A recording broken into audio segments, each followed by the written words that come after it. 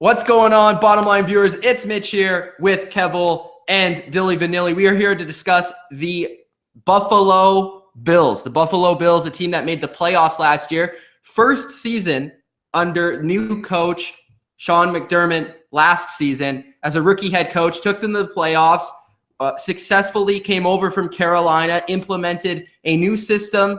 And not only a new system in terms of the players, the defense, and everything that he brought over from Carolina, but also sort of a new system in terms of the way that they're looked at as a team, the way that they're run from top to bottom. So Sean McDermott so far has done a pretty good job as a head coach. Will that carry over into year number 2? There's a lot of questions about the Buffalo Bills. They do seem to have a more difficult schedule this year. We're going to go through their team, break it down for you, as well as what we think they're going to finish off the season with in terms of a record.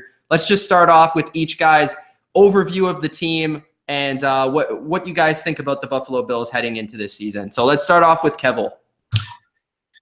Well, for me, I look at the Buffalo Bills. They went 9-7 last year. They played in probably one of the worst playoff games in the history of playoff games. I feel like they got in last year because the AFC, in comparison to the NFC, is a weaker conference. We can't say that that's not true. That is true. And I feel this year that one of the things that the Buffalo Bills are facing as a bit of a challenge is I don't really know what direction they are going. They almost accidentally got into the playoffs. They almost were trying not to get into the playoffs, and they got in. And they made a move for the quarterback.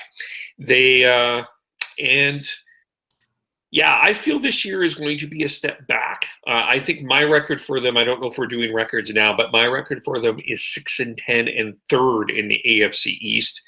I do feel that they have a good coach in Sean McDermott, but I really don't know where the Buffalo Bills are going. I don't know what the plan is for Buffalo. Like Kev said, terrible playoff game. This didn't feel like a playoff team. It just felt like a team that had the opportunity to get the 6th seed. And they're like, yeah, it'd be fun. We need to end this drought, so let's go ahead and do that. It just didn't seem like a playoff built team. And it's great for their first year head coach. It was great that they got to the playoffs, but in terms of getting any more success, it was just not going to happen. And this Bills team didn't really shock me. This year, I think they're going to be considerably worse than last year. Which is saying something. I know Kev had them at 6-10, but I look at the roster. You guys have checked out our wide receiver and running back videos. I did rank them decently okay in the running back because of LaShawn McCoy, but as far as the receivers, I got them pretty damn low on the list because I do not think there's a lot of talent there, a lot of good things going on there. The defense is okay. I do like Micah Hyde and Tre'Davious White, but there's a lot of questions for me. I do like that they got Star Latulier in the offseason. That was a good free agent signing. But I just don't have that much confidence in them, and I'm actually going to put them at the lowest rank in the AFC East. I've got them at 3-13. I only had them at 3 wins. I'm sorry. There's going to be a couple teams like that where I feel like they're really low, but I don't have much confidence in this team. I feel like they're going to really struggle this year, and they'll be in the bottom of the league. I have them similarly to Dylan at the bottom of the AFC East. I think the way that these 3 other teams besides the Patriots are sort of formatted, the way that they look coming into the season, because the Bills made the playoffs last year, because they have that second place schedule, it's not going to do them any favors. And also going through the whole quarterback switch and stuff, I think they're just due for a down year here. They play the Chargers, Titans, and Jaguars at home, while they play the Vikings, Packers, Texans, and Patriots on the road. Those are all very good teams. They do have a new offensive coordinator, Brian Dable, who was from the Patriots coaching tree, was just the offensive coordinator from Alabama in 2017. So it's going to be interesting to see if he does sort of implement some of the new thing in the NFL, which is the RPO and all that sort of stuff from Alabama and any of the creative things they did there with their quarterbacks into the system in Buffalo. So that's something to look out for. But the quarterback situation is the one thing that I'm just not sold on for Buffalo coming into this season in terms of how it's going to look on the field because A.J. McCarron, also former Alabama product as well, with the Bengals. I mean, he had 3 games in 2015, 854 yards, 7.2 yards per attempt, 6 touchdowns, 2 interceptions. Seems like pretty good numbers. When you actually turn on the tape, and if you watch those games back in 2015, he never really stood out as a quarterback that was going to lead a franchise forward or anything like that.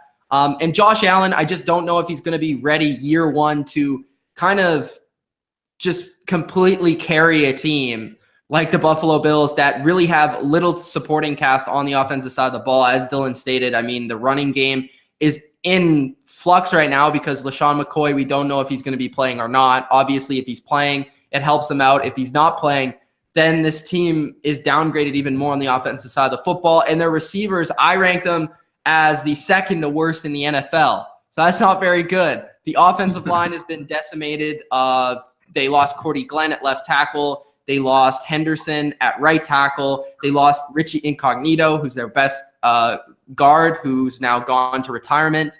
So, yeah, their defense might have improved on the defensive line. They did sign Star Lotulelei, as Dylan brought up. They signed Trent Murphy. They also signed Vontae Davis to help replace Gaines in the defensive backfield. They drafted Harrison Phillips in the draft, and they also got Edmonds at linebacker. But speaking of the linebacker position, I just feel like it's a weak position overall. They have like Lorenzo Alexander, who's usually a pass rusher, stated as one of their outside linebackers at this point in time. I just don't see anyone besides Edmonds in the middle of the defense. I like their secondary a lot. White at corner, Hyde at safety, Poyer at safety, all very good, talented players. But I just don't think their defense is good enough to carry a football team past what I have them at, which is 4-12. That's the record I have for the Buffalo Bills this year. And that's last in the AFC East. If their quarterback play can be good, then it's a totally different team. If you know, maybe we're underestimating the players they have on the offensive side of the ball, maybe it's not such a bad situation after all. There are positives to this team. The defense, you know, took steps forward last year. So we'll just see what happens with the Bills. It's a very difficult team to predict because they had a playoff year last year, but their overall roster doesn't look very good. So it's interesting, but nonetheless, we don't see a very good season for the Buffalo Bills this year in 2018.